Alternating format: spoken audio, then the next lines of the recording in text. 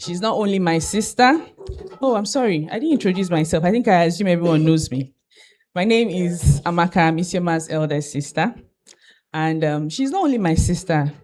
I think one of the most beautiful things about knowing her is that she has become my friend. And, forming a friendship with your sister is just another level altogether because you share so many experiences, you share a depth of insight, you literally go on a journey through life that is transformational. And that is who she is.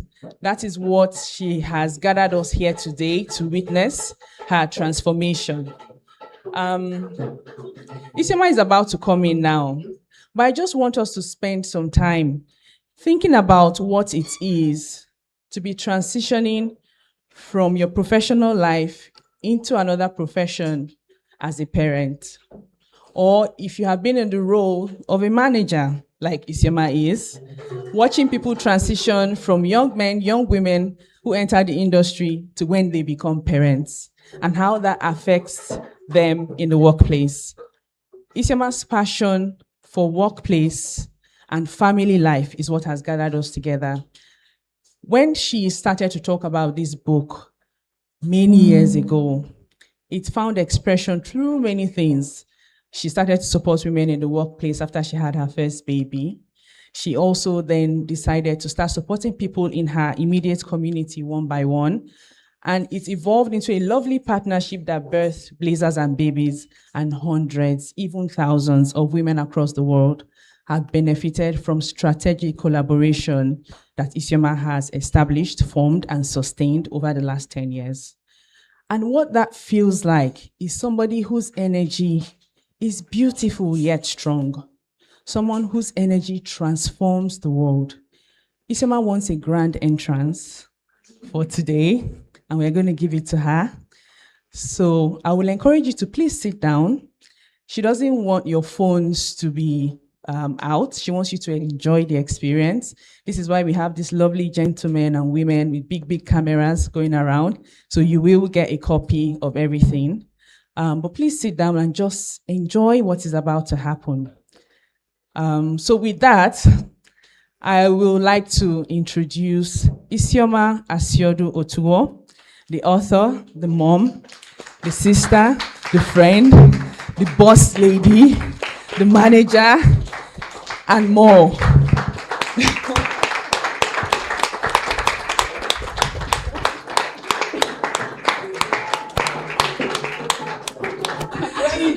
The 40+ knees. That was so beautiful. You would agree with me that that was amazing. Isioma, please take a seat. You look beautiful. You look absolutely gorgeous. From head to toe glowing. You look like the author that you are. Thank you so much. Thank you so much. That was beautiful. I thoroughly enjoyed it, and I hope you all did too. So at this point, we'll go into the proper formal parts of today. I will introduce Isioma once again in a different way, in English this time. And she will come and share with us, what is this book all about? What is the vision? How did it come to be? What was the birthing process? And she will do what authors do that we all love. She will read from the book. So I would introduce Isioma now. Isioma is a respected, multiple award-winning energy professional with experience spanning the telecommunications and energy industries. She is especially recognized for driving inclusive leadership. That's really important in this era. Inclusivity, diversity, equality. That is Isioma. And she pioneered many gender-inclusive practices in the energy sector, within the industry, in grassroots communities as well. So she's not just a professional who is sitting in high tables, she has her feet and her hands in the mud as well. She is the co-founder of Blazers and Baby. It's a peer support platform for professional women, and she's also the head of network for Lean In Career Moms. Does anyone know what Lean In is? Lean In. She's an organization founded by Sheryl Sandberg, and that is one of her network leaders sitting right here with us today. Aren't we honored? Isioma has served on the Pioneer Global Advisory Board of the Lean-In Network Leadership Program. So not just a leader, but also on the board. And she's a certified facilitator of the Global 50 Ways to Fight Bias program. She holds a bachelor's degree in electrical electronic engineering. That's two different things, apparently. From the University of Benin. A diploma in engineering business management from the University of Warwick, which I should probably get some certificates from that for. And a certificate in business economics from Oxford University. She has been honored as one of Africa Oil Week's Power Women list. A top 50 Women in Energy award as well in 2023.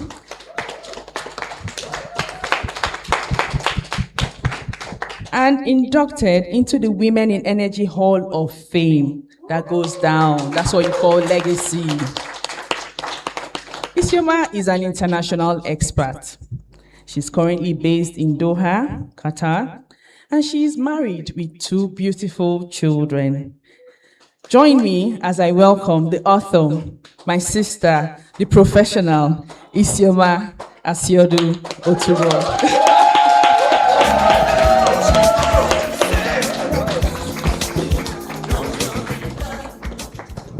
Thank you, everyone, for coming here. You know, if I needed to invite everyone that wants to be here, I don't think this place will contain. So that all of you here represent something tangible in my life, as in I can talk about you for at least for 30 minutes as a minimum. So that was my criteria.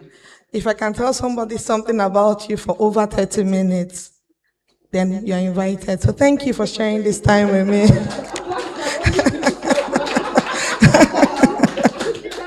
Yeah, and something good, right? Okay. And you all look beautiful, but back to the book. I would like you guys to thank a special, unfortunately, anyway, we can't go there, but I thank a special person for inspiring me to write this book. And the person is seated here. Actually, there are 2, but I'll talk about one person. My daughter, Rory.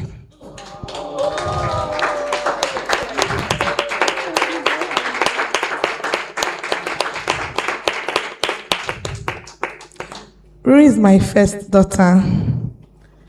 Unplanned, yet special. Yeah. So she inspired me to write this book because I actually thought I was infertile till I got pregnant with Rory. So Rory was a sign that more would come, and you can see the other one, Some.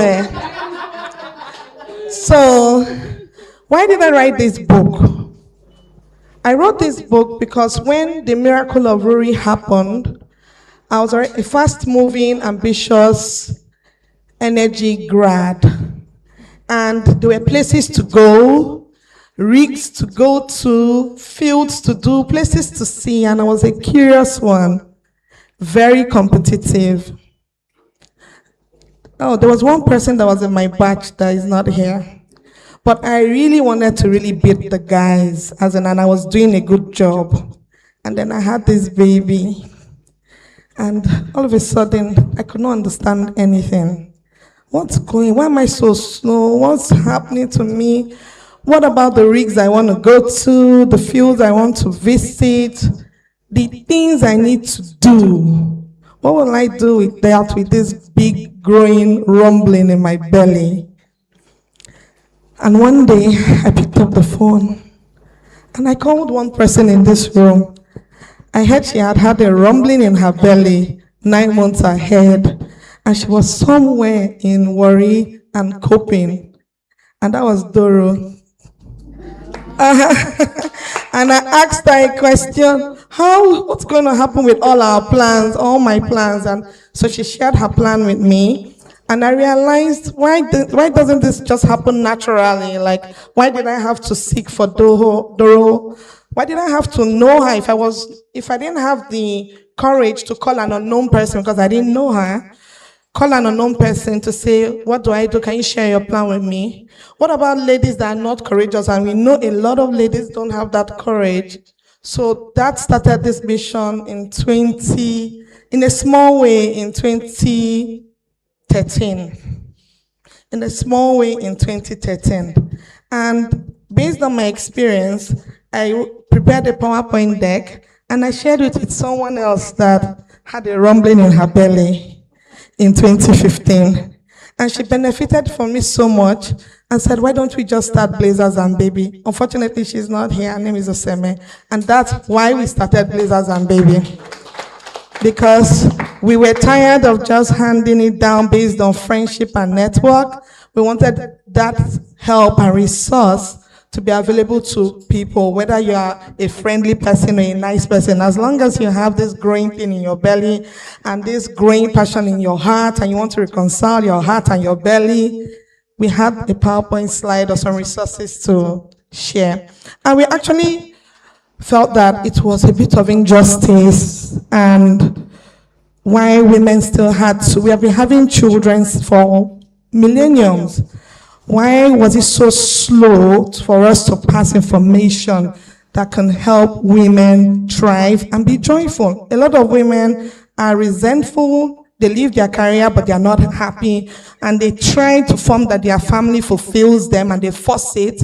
But it's not really true. Well, just some that have their careers, but the home is something else. So we try to put this together to make it easier, not just for the women, for organizations, because we really believe that the nation is losing a lot from untapped potential in women.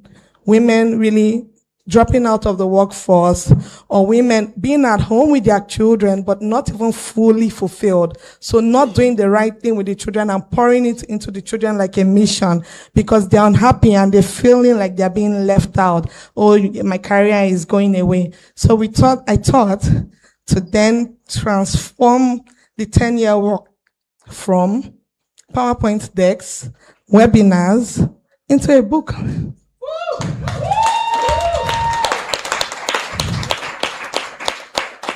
And my earnest desire is that this book is accessible to anyone, anywhere across the world. It's accessible globally. It's accessible now in Nigeria. And I also wanted to bring the African perspective. Like most of the books we read and the resources we look to are normally Western inspired, right? The Westerners are always producing. I thought we have knowledge and high quality knowledge in Africa. We have a body of knowledge and it matters. And so that's why I wrote this book, so that I don't have to listen to something from the West. You don't have to buy a book from the West.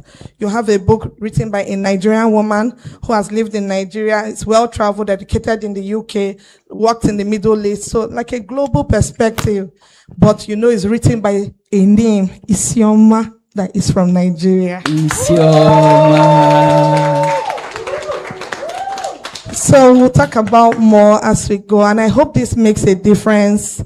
And as we go along, I think I urge you, because I'm going to share some more about the mission and how we really need everyone's hands on deck to make our nation, beyond our nation, to help women and organizations benefit fully from what God has put inside of us. Thank you.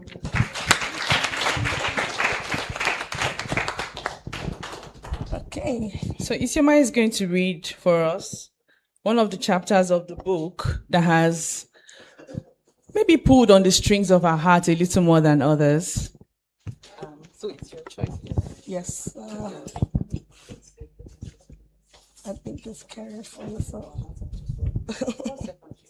Okay, I'll sit down.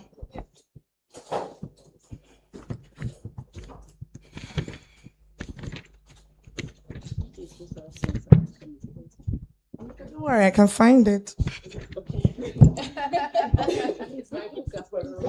now. Okay.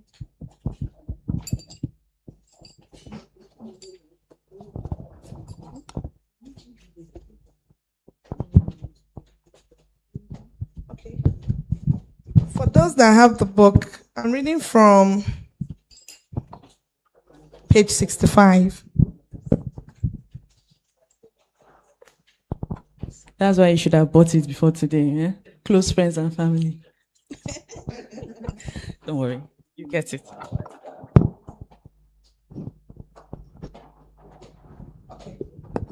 I changed my mind because Amaka said that. I'm reading from page 57. It is quite important to take the first step to reflect on yourself.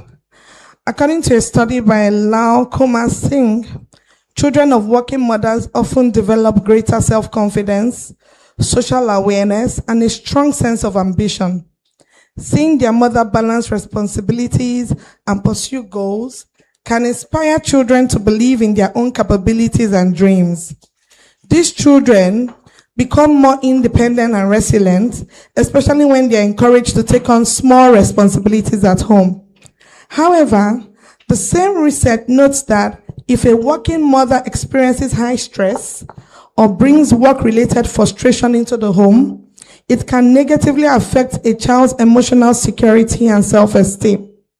The key factor is not whether a mother works, but how she manages her dual roles, and whether she feels fulfilled and supported in doing so. So yes, we are starting with self-care, not as a soft concept, but as a wise and practical step forward for you, your family, and your child. Reflecting on your unique experience. One of the kindest things you can do for yourself during pregnancy is to pause and reflect on your unique experience. It may sound simple, but this kind of personal reflection is powerful. It helps you stay grounded in a time that can feel like, I'm going to flip the page.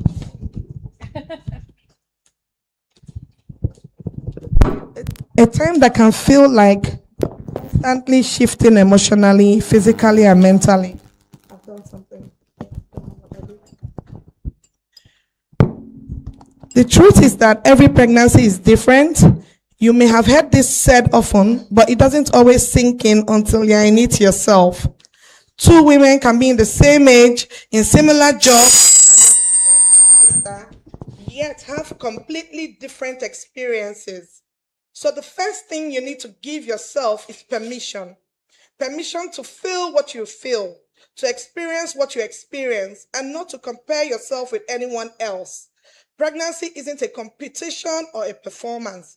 It's a deeply personal journey. And no one else knows what your body and mind are processing better than you.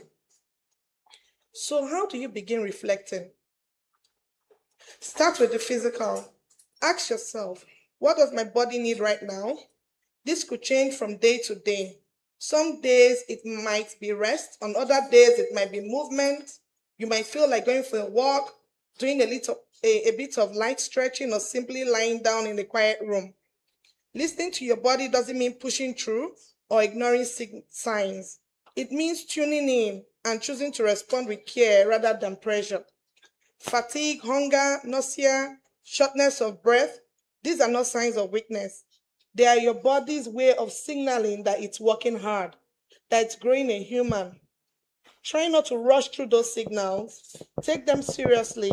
Treat them the way you would treat an alert in your work inbox. Read, assess, and respond. Your body deserves that respect. Then take a step inward and ask, what do I need emotionally right now? Sometimes we don't know the answer until we ask questions. You might be feeling joyful and fulfilled, but still uncertain. You might feel incredibly blessed, yet quietly anxious. You might be riding waves of emotion that don't seem to make sense. That's okay. What matters is that you acknowledge what you're feeling instead of brushing it off. Try sitting with those emotions without judgment. And if it helps, write them down. Journaling is a quiet, honest way to hold space for yourself. A few lines in a notebook or the notes apps on your phone can help you capture what's really going on inside. You don't need to write the perfect sentence. You just need a space where your feelings can land. Another part of reflection is looking at your energy.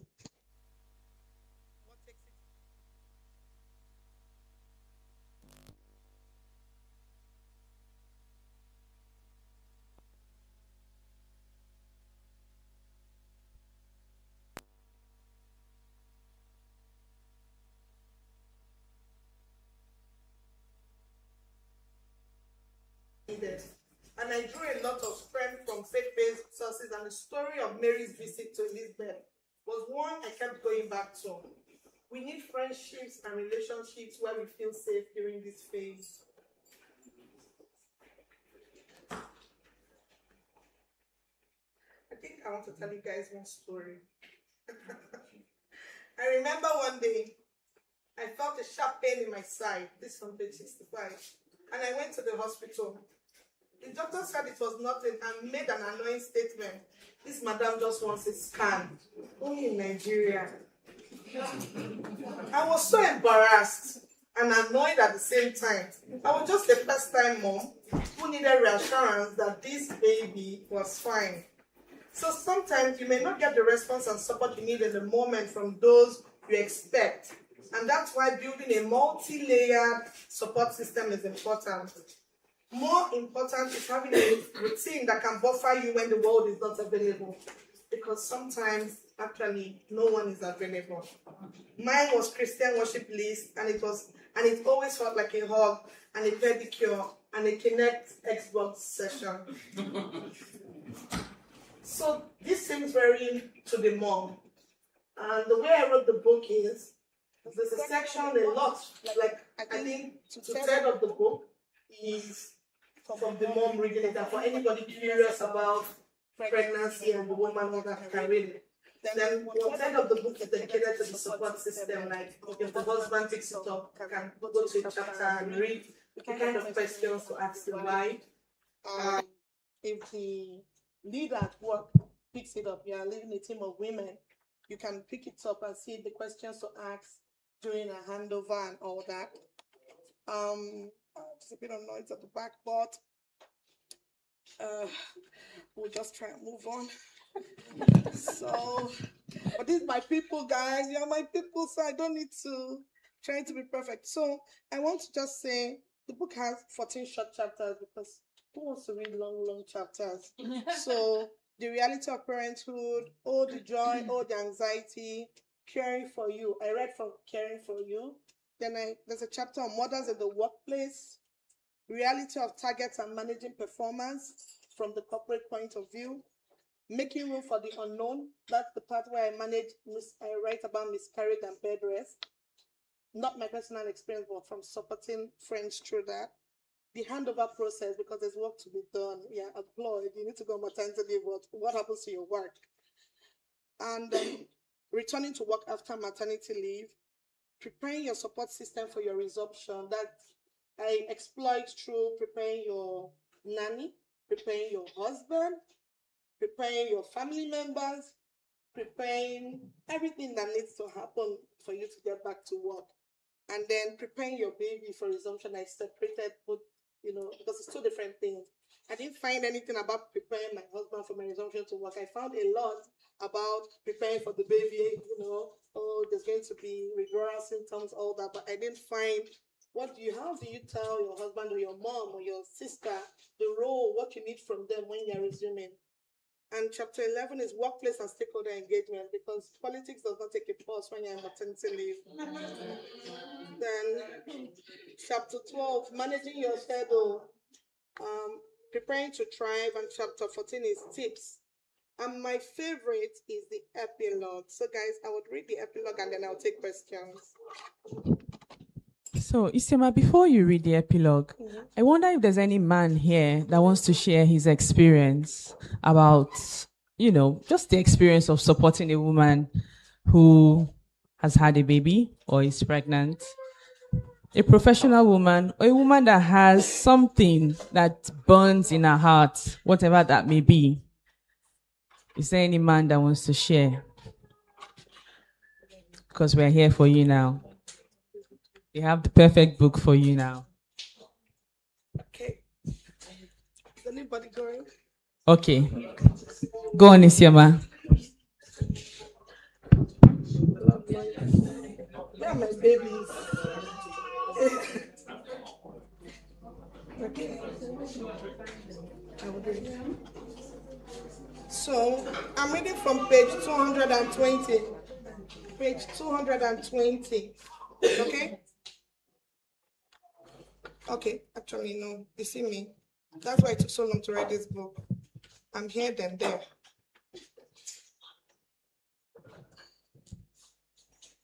Okay, let's start from 219. To mothers, stop perceiving your emotional state as a weakness. It is not. It is instead a biological environment. Research shows that maternal cortisol levels, sleep quality, workplace stress, and emotional safety affect fetal neural circuits, especially those governing resilience, emotional regulation, and bonding. But science also shows something else. Warmth, support, and responsive caregiving can buffer, repair, and recalibrate these pathways. Your well being is not just about you, it's the foundation of your child's future emotional world. And that is why you deserve support. Your biology was designed to grow life, but society must be designed to protect you while you do it. You are not responsible for eliminating every stressor.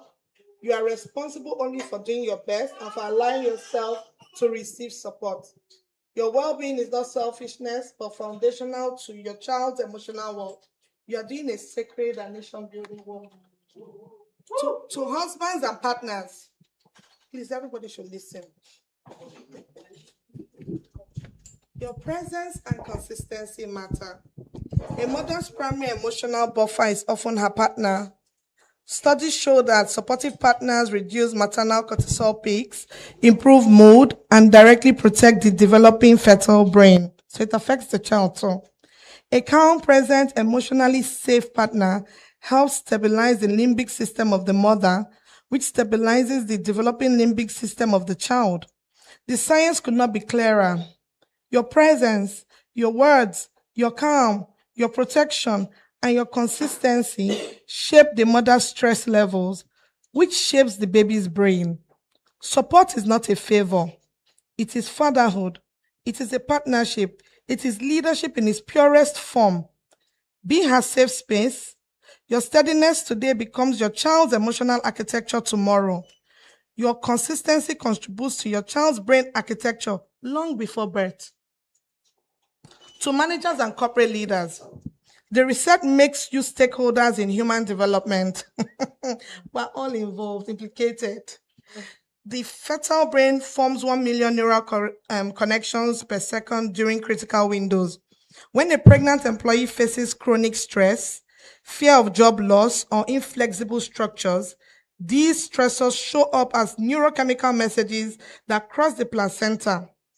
Scientific studies now link maternal workplace stress to altered fetal brain connectivity, sex-specific amygdala changes, dysregulated stress responses in infancy, and long-term social-emotional outcomes. When you create psychologically safe workspaces, flexible schedules, compassionate processes, and supportive reintegration pathways, you are not only protecting performance, but you are also protecting the next generation's emotional and cognitive well-being. Every pregnant woman and every working woman in your team is carrying more than her job. She's carrying a future citizen, someone will one day enter the economy, sit in classrooms, build companies, heal others, write laws, create art, and shape society. Guys, I'm sure you like the create art. Your flexibility, empathy, and policies influence her stress curve during pregnancy and early motherhood. Support for mothers is the smartest human capital investment any organization can make. You are in effect co-authors of national human capital. To health workers, you are guardians of the most sensitive biological period in human life. Whether you're a doctor, nurse, midwife, counselor or community health advocate, the research confirms that your reassurance lowers maternity cortisol. Your explanations reduce uncertainty, your dignity and respect buffer maternal anxiety, and your advocacy protects fetal neurodevelopment. Health workers are not merely facilitating safe deliveries, but are also influencing neural pathways that determine emotional resilience, bonding, and early childhood development. I'll pause here. I want to hear from you. What do you think? What struck you from the preview? This preview or reading the book? Reading the book. Hi, everybody. My name is Jane. So the book feels like a conversation, right? Reading it, the beginning chapters, all emotions, the feeling, the pain, the tiredness, and all of that of pregnancy. It's like, wow, this would have been really nice if you had the book at the point where you needed it at that point and you're reading it, even if you don't have friends and companions or anybody around you going through that. But reading it feels like you're talking to a friend, who understands you, who sees what you're going through. So that's one of my reflections from the book. And reflection, it speaks to the audience's heart. And I really like the way you communicated in the book, Isioma. I don't have anybody that is pregnant. I felt like listening to the conversation. Really beautiful. Thank you for writing the book, Isi.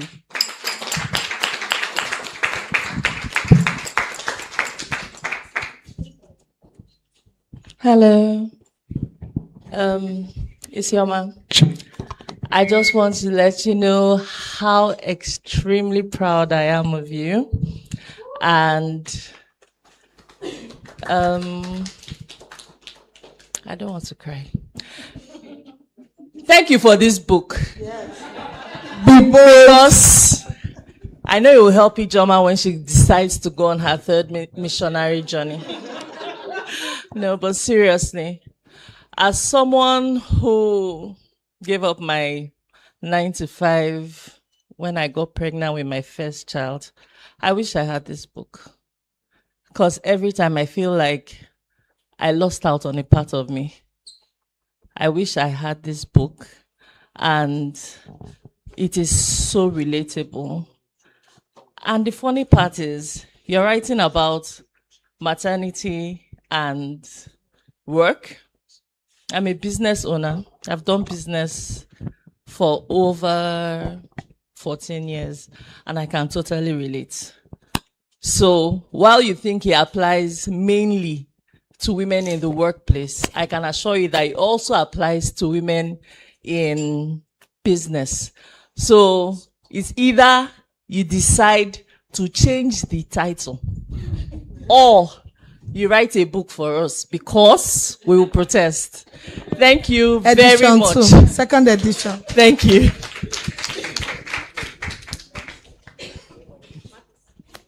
All right. So Isioma, congratulations on writing this book. Going through the book, I've realized what you did was huge. So for me,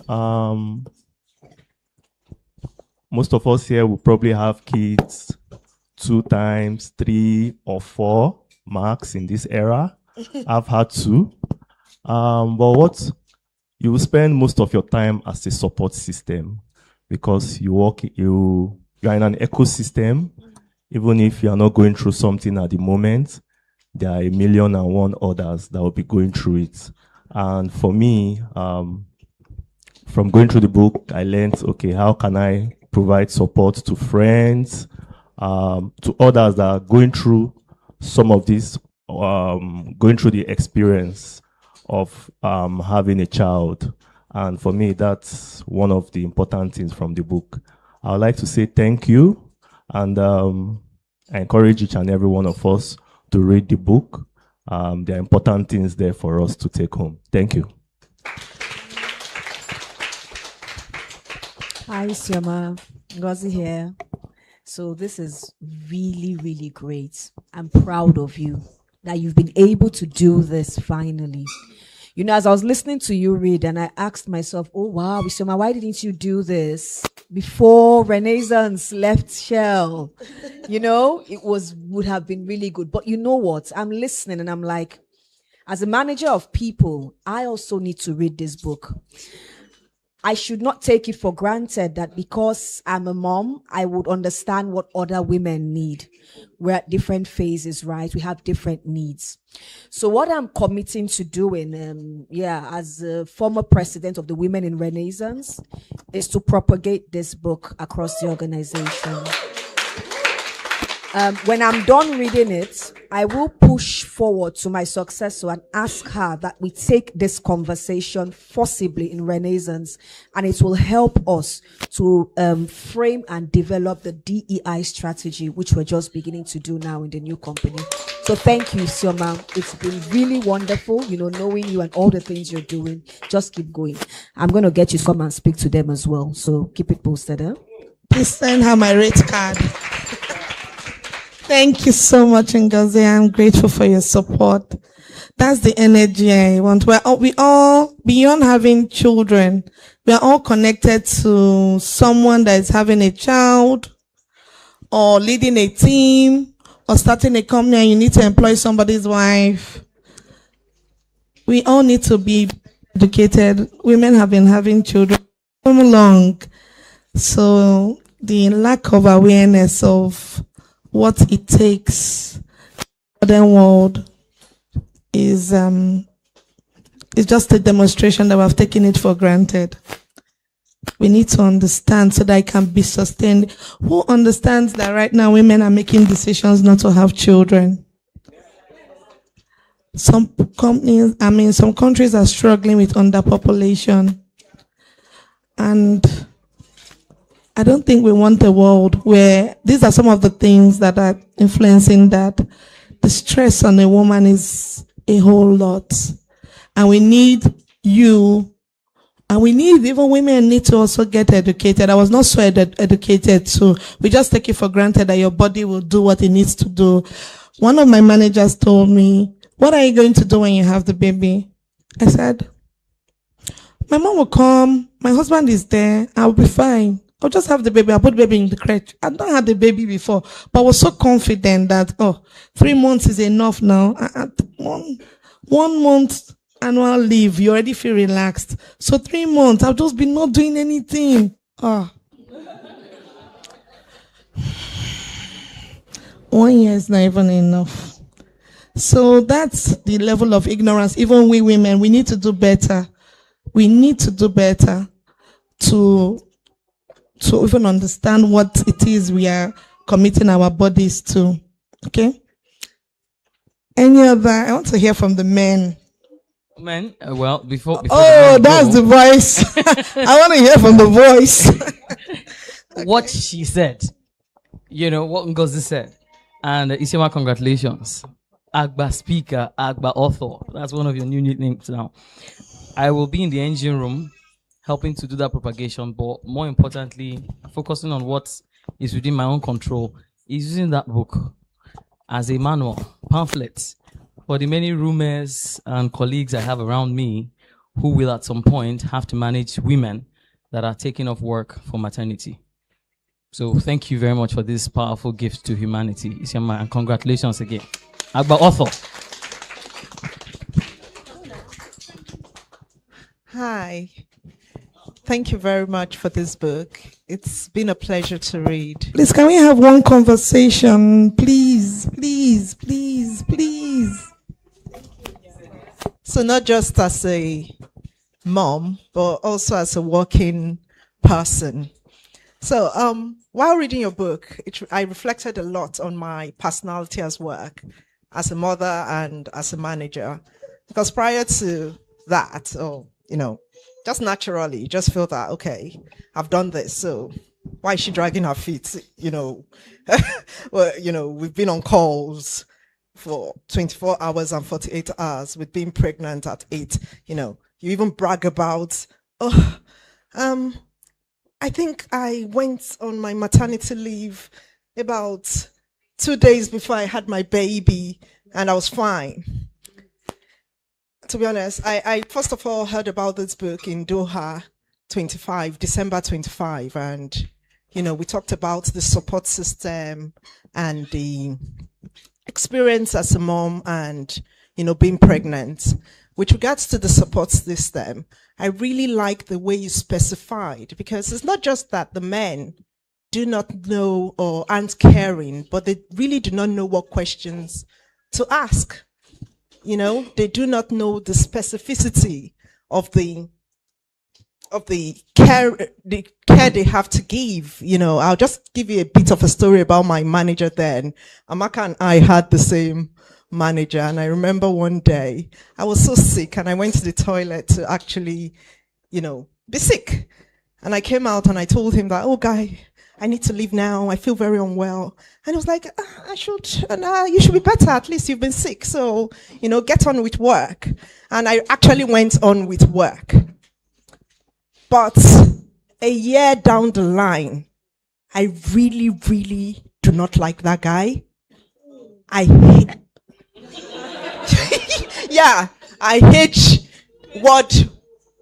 him with a passion. And that's just because of that experience. And so that's what the book has done. And thank you very much for spreading the word. And I really do feel it's going to go places, because it's taught lots of us so much. Thank you and well done. Chechi would like to go next. Yeah.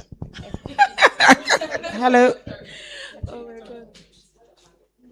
Okay. Hello, everyone. I'm Shola. Can you hear me? Okay. So Isioma, thank you very much for putting this together. I'm going to speak from the experience of when I was reading it. It was like a mirror into years past. I hope to not need the book again in the future for my personal purposes. But it was like looking into the mirror, and I could relate with. In fact, I could just pick out a few mistakes that I think I had made when I was transitioning between maternity and work. I'm usually one of those very highly energetic people when I'm pregnant.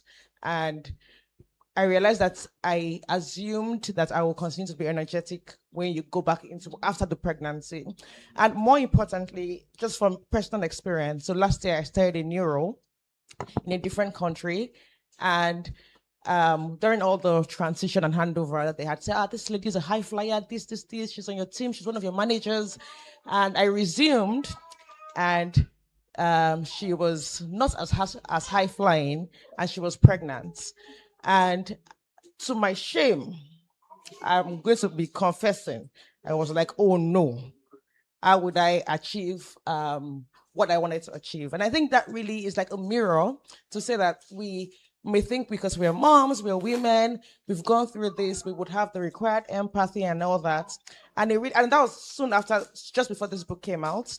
And when I ordered my copy early, I think I got it in December or January. I can't remember when I got it.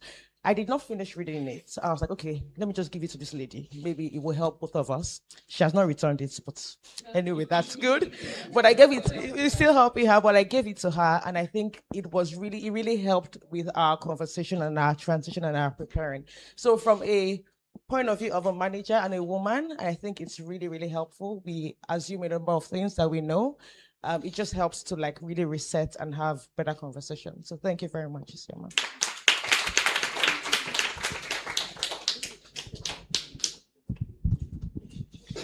I think we'll take, can I just say because of time, how many more? Huh? I think max two. I'll take Chechi because she's had her hand up. Okay. There's a man stand up. And and I really want to hear from a guy as well. So actually I'll be fair. I'll let you go. You short. And then okay. So three. Max. Okay. For me, this maternity and work was almost like me experiencing Isioma's maternity journey with her all over again, because I felt like everything that she was sharing was things that she had gone through and lessons that, she had learned during that period. And as someone who primarily works with women and manages women, I realized I don't have a lot of empathy for them, because I remember when my head tailor told me, I didn't know she was pregnant until like 7 months. Because she's just behind the machine. I don't know. I guess I wasn't paying attention. I wasn't paying attention. And then I called her one day because we had something urgent, and she's like, oh, she's in hospital. I'm like, why are you always sick these days? Blah, blah, blah. And she didn't say much. I guess in her mind, she's like, like, duh, I'm pregnant. And then I think I had gone to the workshop some weeks later, and she stood up and I was like, Fumi, you're pregnant. And she was like, yes. And I said, when are you due? And she said she was due like 2 months later. And it made me realize that apart from like, okay, having empathy or, you know, understanding the journey, it was also me thinking of how am I even creating an enabling environment for this person and their child, because she doesn't have childcare, and if she doesn't have somewhere to keep her child while she works, she's not going to be able to be focused. And the environment that we work in, there's a lot of like dangerous things. There's pins, there's razors, there's a lot of things. How can I ensure that she's able to come to work and do her work peacefully? The other people don't feel like she's restricting them, but her child is also, these are things I didn't think about. To me, I'm just like, to me, it was seeming like it's a hindrance, but honestly, the more, open I have been to that, the more productive, she has been. So thank you. Hello, my sister. So you already know that I'm proud of you. This is something that is needed. It is something that has been a long time coming. But what I wanted to say is that this is the perfect time. So yes, you may have been inspired, you may have been thinking about it, but now, today, the fact that this book has come at this time, this is the perfect time. With all the experiences, everything, God has made it so that, it's after everything that has happened. So this is the perfect time. The work has not finished. I'm in the work with you. You know that. And a lot of people say, oh, Ifeoma, how, I will give them this book. I will buy this book for them. Thank you for the work that you have done. Okay. There's still so much to be done. Okay. I love you and I'm so proud of you. Please, we have quite a few men in the room. I'm sorry. And I really do feel like it's important that we hear the men, your perspective, because I think that there's a lot of disconnect for men when it comes to the experiences that women go through. So I'd really appreciate, I'm really sorry, guys. I think we need to take one more after you. We need to hear from another guy. Thank you. God bless you. God bless you, Isioma, for this very wonderful book. So very proud of you. I'll say that I especially love the fact that the book also talks to men. I think that there is gross underestimation of how much of a village it takes to carry a child and give birth to a child. You know how, for example, pardon me, but in football, right? Everyone celebrates the striker, oh, the striker scored the goal, but someone passed the ball. Someone kept, defended the post from being scored. And it's the same with the child being carried, right? Yes, the woman carries a child, but the man carries the child too. And many men, they don't really see that. I remember when my wife was pregnant with her first child. That's when I realized how much I didn't even know about, pregnancy. I remember because my wife is a very, very active person, very praise the Lord. Let's just say that in the first trimester, it was very strange for me to see my wife just lying down on the floor. I'm like, who is this? It was a very strange, I was getting used to that, and then, giving birth and, the weight gain, work stopping, it was like a whole dimension of emotional experience that I'll say I was definitely not prepared for, and I wish that I had a book like that, back then. It would have helped me to interpret things a bit better, navigate things a bit differently. And sincerely, I believe that this is a book for women, but most especially for men. Of course, women always support, women that are carrying children, but men are just like, okay, how much is the hospital bill? Okay, let's get this one and that one. But it's so important for men to read something like this so that they can understand the emotional aspect of carrying a child, raising a child, and creating an environment where both the mother and child can thrive. So thank you so much for writing this book. God bless you. Thank you very much. Hold that thought. Yeah? So, we're here to celebrate Isioma, the author. But alongside, we're also here to celebrate Isioma, the advocate. Because this book is going to be creating something phenomenal. A lot of us have shared our interesting perspectives of what the book has, done, our learnings and whatnot. But we're here for a reason. All this plenty English that we have been speaking, we're here for a reason. And Isioma the Advocate is asking us today that the proceeds of everything she's going to sell is going to a very, very, very useful cause. I'll tell you guys a really quick story about myself. They've given me the mic for a reason. In my day job, I'm a social work manager. I'm a social worker based in the UK. And actually, to bust your bubble a little bit about what you said earlier about maternity, it's actually worldwide. So there are current studies, and I don't know if anyone's been following the news in the UK, where Black women have experienced extreme discrimination when it comes to maternity and birth, And this is a global issue. This is a massive global issue.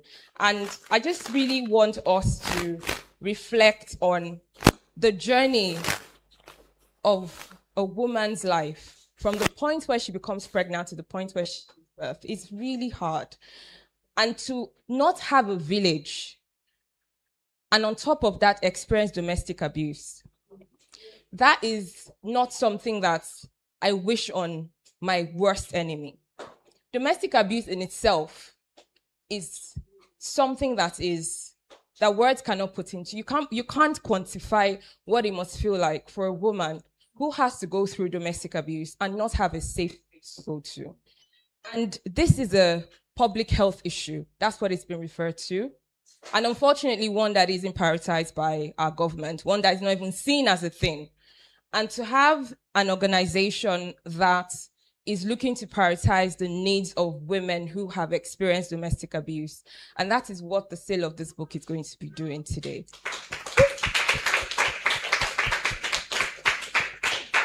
So it is one thing, many of us, it takes a gift, it takes a special kind of person to see a need and actually decide to do something about it. Every day we go about our daily, you see a child on the road. I remember the first time my children came to the UK, came from the UK to Nigeria, and they saw children their age, sometimes even younger, running around and selling and, chasing cars and selling. I was like, but mommy, why are they not in school? And I looked at them, I'm like, oh God, how do you explain that to a child? How do you explain that this is just, unfortunately, life? Because these issues, we live in a society in Nigeria, unfortunately, where these things are not seen as a priority. And so, Isioma, thank you so much that you decided to do this today. That every book that is going to be sold today is going to be going to a justified cause. That women who have experienced domestic abuse will have a safe space. So, backstory about the organization. They are looking to secure a building. They're currently being evicted from their current building, and they have finally been able to secure a building and are looking to raise funds to secure this building for 3 years. I really just want to speak to your hearts and ask you guys to dig as deep as possible. Put your money where your mouth is. I can see plenty rich uncles and aunties in this room. Bring your money out, please. And starting from, we have the launch? We have the launch book today. Yeah, we have the launch book today. Can I just ask that the minimum that we're going to be selling this book for today is 250K? That's the minimum. We are begging. Please, if you're looking to start the process, can I just ask to put your hand up? If not, me, I will come to you. I don't have shame. Put your hand up. Can I just ask someone to start, please, taking names? So this is what it looks like. Yeah, Isioma hasn't just given you one book. She's giving you lots of gifts. She's giving you multiple copies of books. She's giving you a beautiful bag. She's giving you something that has never been seen before. She's giving you conversation cards that can facilitate these kind of conversations at home, in offices, with your friends, and it's so beautifully packaged that I think she's just being very generous by putting a minimum of 250,000 on it. So who's going to take this one? And while we're doing that, we'll set up for some conversations. Angelique? Yeah? Lovely. Can I have more bags, please? Thank you. Thank you. Thank you very much. Thank you. Whilst we're doing that, I'm going to come back to people who want to share their experience of what this book has done for them. Where's has he gone? Oh, the guy that was going to speak. No. Okay. I'll bring. Should be going around. That's what should be going around. Who is following him back? Hi, Isioma. Happy birthday. It's here. Steph Red. Thank you for this book. And I want to come to it from different angles. From the angle of, so several people have talked about how, particularly speaking to nursing mothers and the awareness that they need to have, that workspaces and managers need to have. But, you know, when the moderator was also looking for men to speak, I want to come from that angle, which is also a responsibility here, that many times the reason we struggle with the process is because we were not told, because we were not taught. And just looking through the journey that we respectively went through, if there was someone that had told us how it was going to be, would probably get into the workspaces and be kinder to our co-colleagues and be kinder to our fellow women, to even understand that the journey of just today, I was watching one doctor on social media where there was a woman who developed kidney failure after having given birth to her children. My sister developed pregnancy-induced diabetes after having her children. I had a colleague in my previous place of work who developed blood pressure, and she was managing it in a place of work. It came after childbirth. But there I am, I had my 2 children and no issues. To just that awareness that even we women, we do not know that other women go through that. And bringing it back to where our responsibilities lie is to raise our children. 3 weeks ago, I was speaking to my boys and I was telling them, because I've repeatedly told them these things, telling them that a woman's body would vary. I have a son who is teen years, and I'm telling him the time will come when you will get married, and you need to understand that the way mommy's body responds is not the way your wife's body will respond. Now, if we do not teach our boy children this as mothers, we shouldn't expect more from them when they become husbands.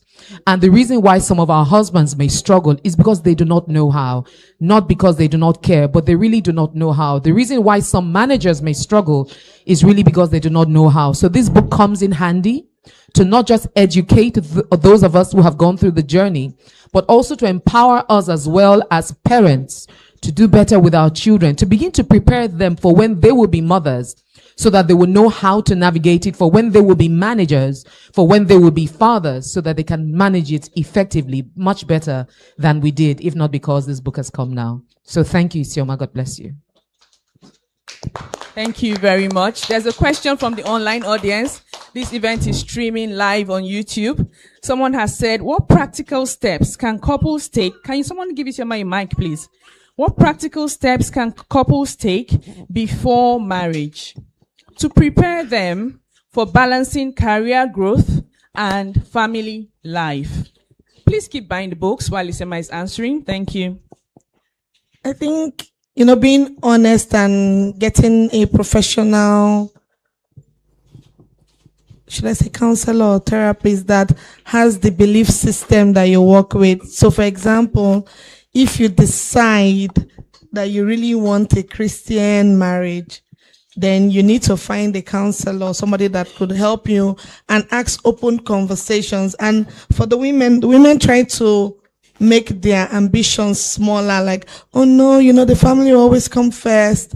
Be honest with this man so that you don't tell him, oh, you like to fry akara and all this stuff.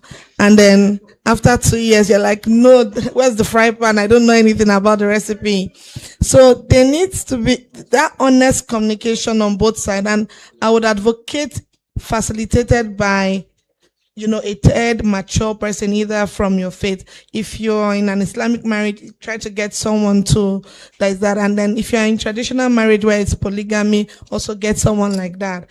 And the men too should be honest with themselves what kind of marriage they want, so that you can get the right counseling for the situation. So I think practically is that support, and open conversations. And I think that is a good segue to the next segment, because I think that's what's missing a lot. There's a lot of incomplete conversation, hiding of what you really desire, because a lot of people are afraid of being rejected during the dating stage. So the man is afraid of being rejected, the woman is afraid of being rejected. So no one wants to say, I really don't like to cook, or I really don't like to. People are not honest with one another. So I think open conversation. Thank you. So I'm just going to invite Ehi and Taiwo to get in position. And we've been joined today by someone really special, someone who we weren't expecting, but she's here. And she's the founder of the foundation who is raising money to help women who have been abused. And she was shocked to see what Isioma was doing today. So she's just going to share her reflections, her heart about what she thinks about this book and what we've done today. So your money is going to somewhere real. Please, Salt, take the stage.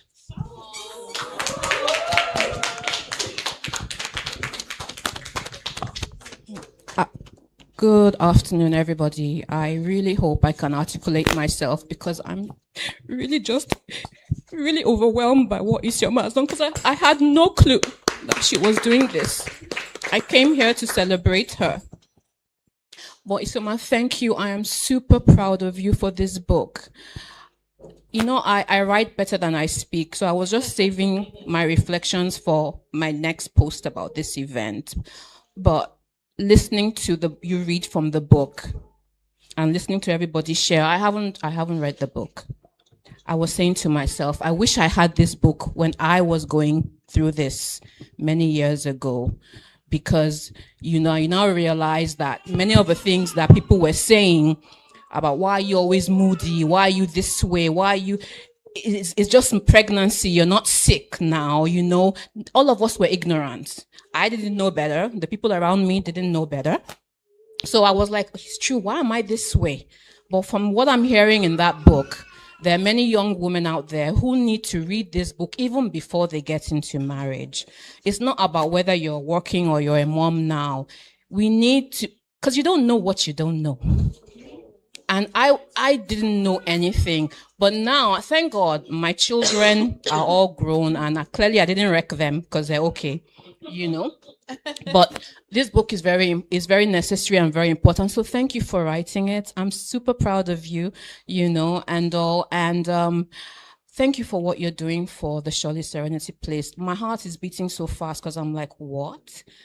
This is her birthday. This is her book. How does somebody get up and say all the proceeds are going to go into another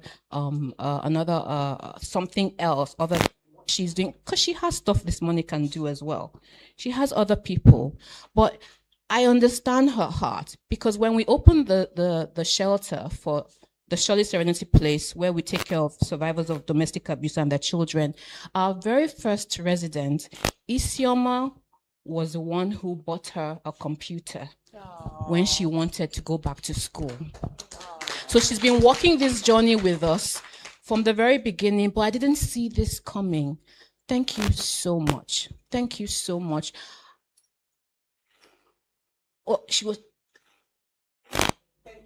Thank you. Thank you. Thank you. You, Adaobi, Temitokwe, Feintola, you guys, you make me so grateful that I left Shell well with my network intact. Thank you. Thank you so much. God bless you.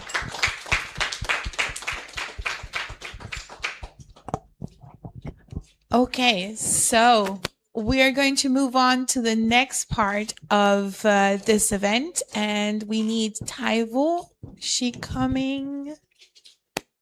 She will be here in a minute, but I think we can take a moment to really sink into the emotions that are in this room, right? I see across the faces, I see some smiling faces, I see some tears, and I think this just shows you what this topic does with us and what it means to us, but also what Isioma means to us today. So let's give her another round of applause for this great, great book and bringing us all together and all the work she's done so far. Thank you. All right, so have we looked at it, time for? Just keep buying the book. Let's keep talking. So, Taiwo will be here soon. What we're going to do now. Maternity matters are going on. The reality. So what we're going to do now is we're going to have a little screenplay about a situation at work. And I think as we've all gone through this today, we've learned about the insecurities that we have when we are at work and we're pregnant or thinking about pregnancy, and what this will do to us from a professional perspective, but also in our private lives, right? So the screenplay will touch a little bit on that and give us an insight on what this means. And it also alludes to some of the goodies in this bag. So remember, we would like to gather some money for the good things that we're doing in the foundation. And what we're going to show today is an extra goodie that we can only exclusively get today here as well. So as we're waiting, do you have any other words to your community? Somebody had a question. So can we take that quickly? Okay. Hello, Isioma. Congratulations. So the question that I have, I think there are two questions. The first is, can you walk us through the cover of the book? Yes, I think it's very interesting because of the lighthouse. Yes, I think it's quite interesting, and I don't know if it's just me, but the lighthouse is on what seems like a water, wavy, so if you can walk us through that, if there was anything you were trying to communicate through the cover. The second thing that was also coming to mind, I was thinking, is how your book really speaks about, and it speaks about the necessity or the place of community when a woman is going through, pregnancy. And I'm thinking about I don't know if it's African mindset, but you know how it is, you get pregnant, don't tell anybody until the first trimester, and if something bad happens, it's probably because you did not close your mouth, and God bless our mothers. I love them so much. But, I remember when I was pregnant with my first, and I was so skeptical. I didn't know who to tell.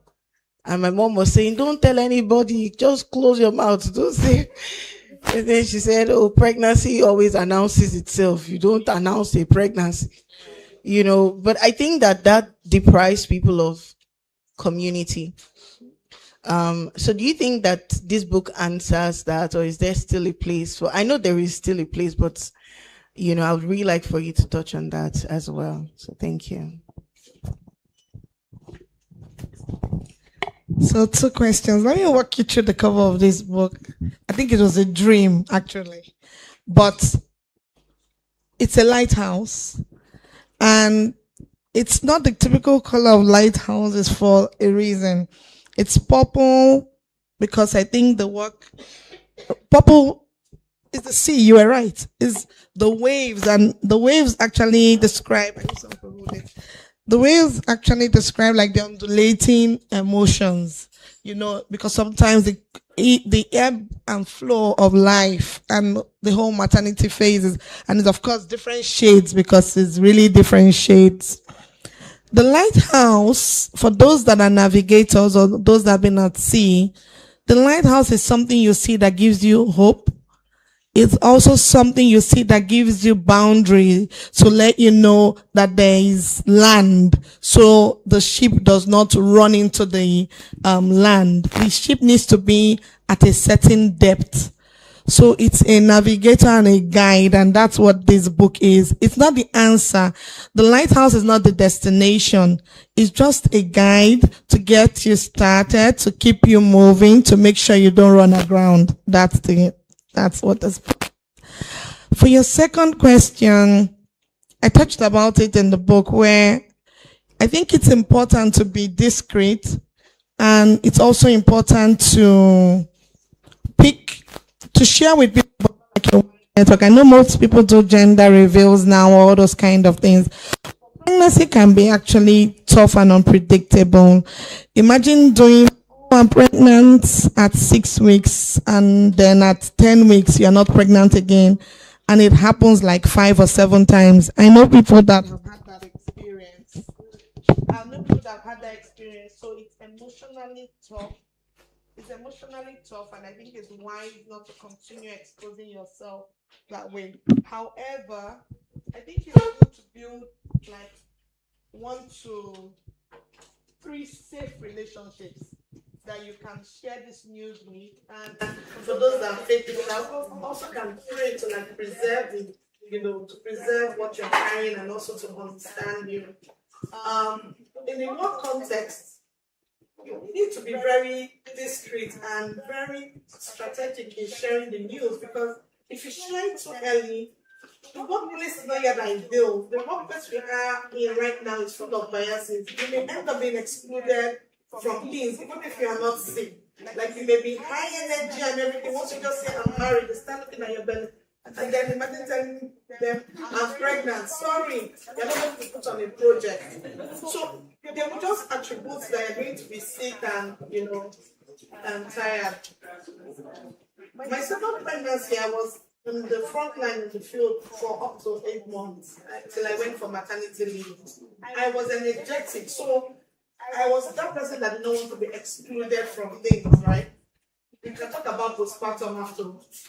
But the pregnancy itself, so that time, the workplace, I would advise, know what your workplace is, and then manage it that way, because it can be dangerous for you to actually share that you're pregnant. Number 2, but you now need to learn how to advocate for yourself, because if you're in a workplace that exposes you to danger, and you're now saying because you want to be on project, you don't want to tell anybody, then put yourself, and who suffers? It's you. It's not your boss or the rest. You need to give them enough information for them to, protect you. I remember my first pregnancy, when I told my supervisor, his reaction, I kept on crying. My husband said, so do you want to keep this pregnancy or not?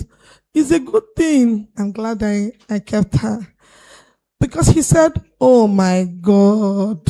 When I said, I'm pregnant, oh my God. He was so that just, and imagine I was like 25 then. So that was such a sad response. So please be mindful. That's what I would say. Don't go broadcasting, but also don't keep it to yourself, because it can be also dangerous. They can put you on projects that endanger your baby. And for anyone that has lost a baby or lost a pregnancy, it's not easy. So, yeah. Thank you. Thank you. I hope that helped. All right. So now we're going to go into our little role play, and it plays actually well into what we were saying. How does pregnancy influence the way we perceive the work, our own insecurities, our own fears? What roles do our managers have in that? And for that, we have a little play set up, which we're going to start now.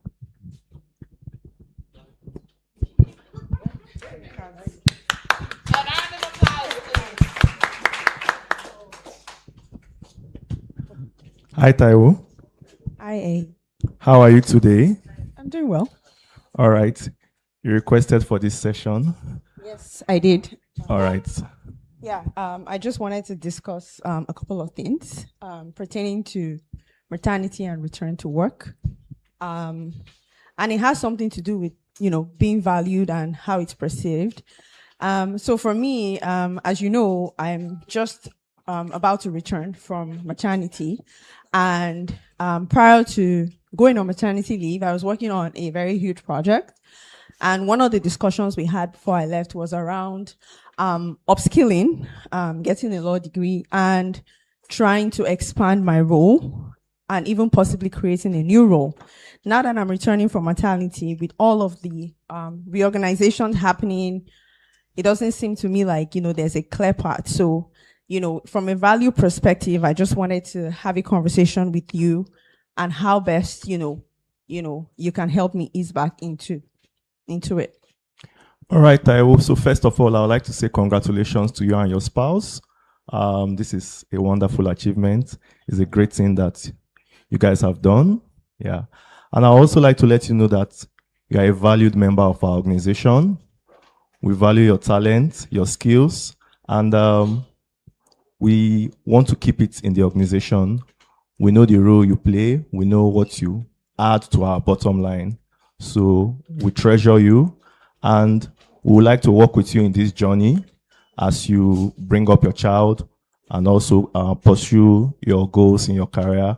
We also want to be valuable partners and ensure that we are all successful in that.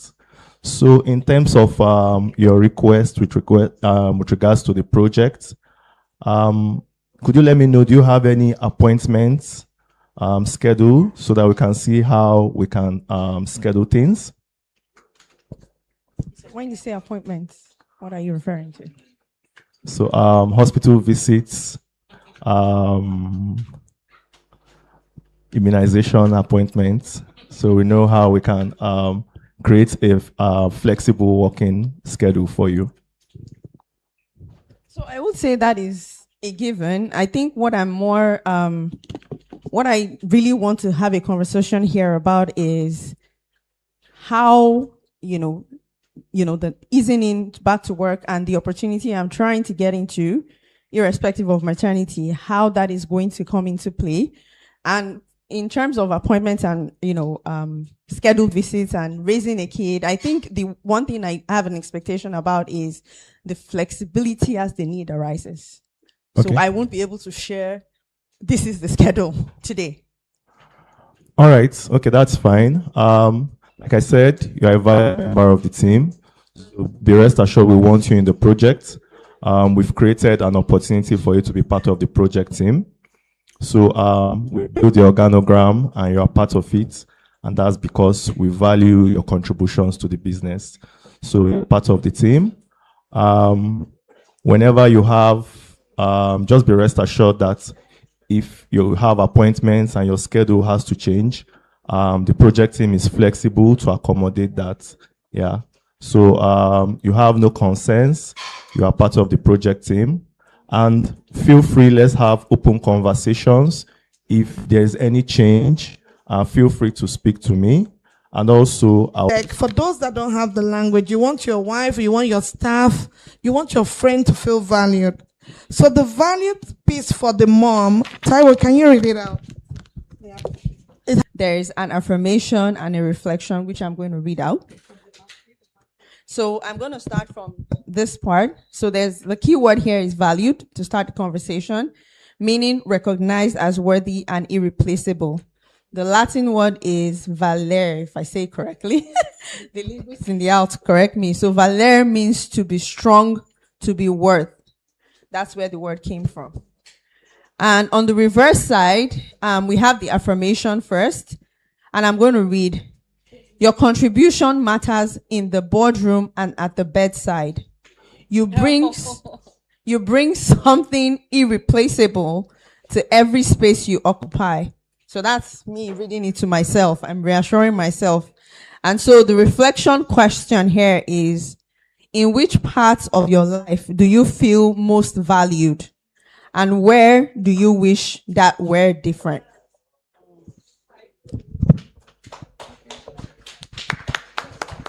So thank you very much. So the inspiration behind the mom card is some words that make a difference to mother. Contribution is valued, not just acknowledged, but genuinely valued. So example response, I think I said thank you, but I'm not sure I have truly communicated what her presence means.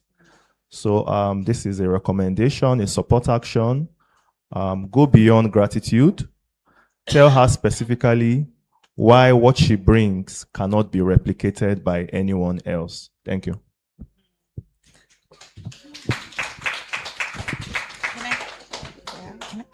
So for these 8 cards, that's what it means. So because they picked valued, can you do that task?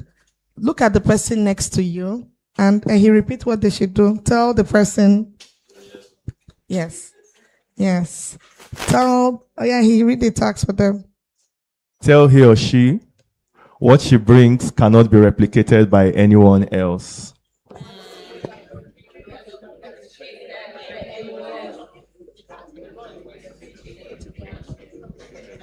Chioma, are you crying? Oh. How does that make you feel? Oh. How does that make you feel? Imagine if we have more of this kind of, and it just takes how many seconds? 5 seconds. And this is just 8, and that's just one card. I have 8 of that in the cards for you, and I hope you do this with your friends, with your partner, with your leader at work, with your friends. Friendship is the greatest love relationship. Thank you. Thank you so much. Thank you. I'm sure we're all leaving here full. I definitely am. I haven't forgotten you. Before we go, your final reflection, and then we'll wrap it up. Because I know you had your hand up, and I do want you to say something. Very quickly, please, yeah? Yeah, thank you so much for the opportunity. I think a lot of what I wanted to say has been reflected in the room, but really, I think for a lot of men, a lot of up and coming potential fathers, we look at our wives as the measuring instrument to know how to react. And that puts us reactive. That makes us reactive. That means that you are reacting to, she's already upset. You are reacting to her being upset. She's happy. She's looking strong. You're reacting to that. So there's so much opportunity to be proactive. And that's what this book, is offering to us here. So Isioma, thank you so much for filling this void. And this is something that I have a lot of young fathers and up and coming expectant fathers I work with that I see this book being a useful tool for. So thank you. Thank you very much. Thank you. I know that our time is well spent, so I'm going to try and do a few reflections and then end the event. I think for me, I just read something when Isioma was talking about the discrimination that women face at work when it comes to maternity. And it's so profound. I thought it would be interesting to read this out. Globally, up to 77% of mothers report experiencing negative or discriminatory treatment in the workplace during pregnancy, on maternity leave, or after returning to work. 77% globally. So just put that into perspective. I think from one house, please, guys, we're nearly finished. I know we're hungry and we want to go, but please just give me 2 minutes of your time and then we can end the event. Guys, please, one house. Thank you. So on a final note, I think for me, what I just wanted us to leave here today with is that we're all advocates. Every single one of us are advocates. Wherever you find yourself in, the change mindset starts with one person. It takes one person to stand up and say, this is wrong in the workplace, for everyone else to stand in line. It might be that we're all thinking the same thing, but it takes one person to voice that out. And I just want you to be that one person. And I want you to learn from this book that it is possible. And also for the men, I watched a movie very quickly recently. I didn't finish it, but I just found it interesting whilst we were talking. Kunle Remy did a movie on YouTube recently I was watching. I found it quite funny. And actually, this whole conversation put it into perspective, where he was moaning to his wife who was pregnant. And they were having a right moan at each other. And they woke up the following morning. He was pregnant. and she wasn't. And it was quite interesting to hear how the reverse role, I know it's not, it's not reality, but the truth is many men don't really appreciate what women go through in pregnancy. And actually, many women also need to do better. We all need to do better. We all have a responsibility to do better. And please don't forget, why we're selling this book today is for a very, very wonderful, I'm so happy to meet you. I didn't know you were in the room today. I would have done a little bit of an introduction, but thank you so much for being here. You're doing such a wonderful thing. What you're doing, only God, can really bless you. And I hope that everything that you hope for will be exceeded. There's brunch in the restaurant. Isioma has kindly provided us with food. So please, after this, make your way to the restaurant so that we can fill our tummies. Thank you all so much for coming. God bless you.